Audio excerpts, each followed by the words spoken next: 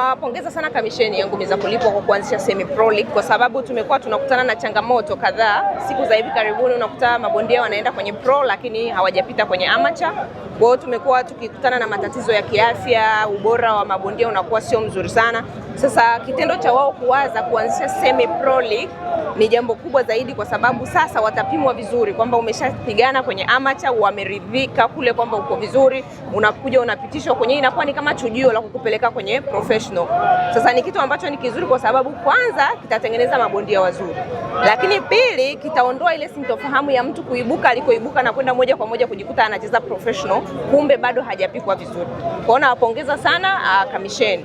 Lakini niseme tu kwa uwazi kwamba ili tukio leo limeblesiwa na bondia mkubwa Crawford, ambaye kwa namna moja au nyingine sisi kama baraza tunawashukuru sana TTB.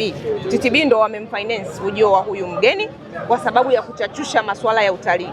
Sasa utaona ni kwa namna gani kwamba michezo ina fursa kubwa sana kwenye kuchochea utalii, lakini pia ukifanya michezo bila kuhusisha utalii unaweza ukajikuta una invest pesa nyingi alafu unapoteza fursa nyingine kama nchi.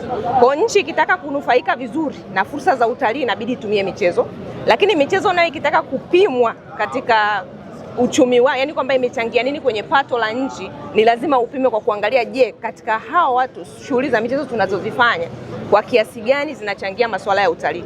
Kwa hiyo namshukuru sana kakaangu Mafuru na ninampongeza na namwambia yeye mwenyewe anajua kwamba tumeshafanya naye kazi nyingi za kutumia sekta hii ya michezo kwa ajili ya kuchachusha utalii. Sasa ndo kwanza kama vile tumefungulia, tutaendelea kufanya mambo mengi zaidi, kwa sababu mwisho wa siku lengo letu wa Tanzania vijana wacheze, waajiriwe kupitia ngumi, lakini pia nchi inufaike kupitia utalii, kwa sababu tunaamini michezo ina nafasi kubwa sana ya kutangaza nchi kwenda duniani.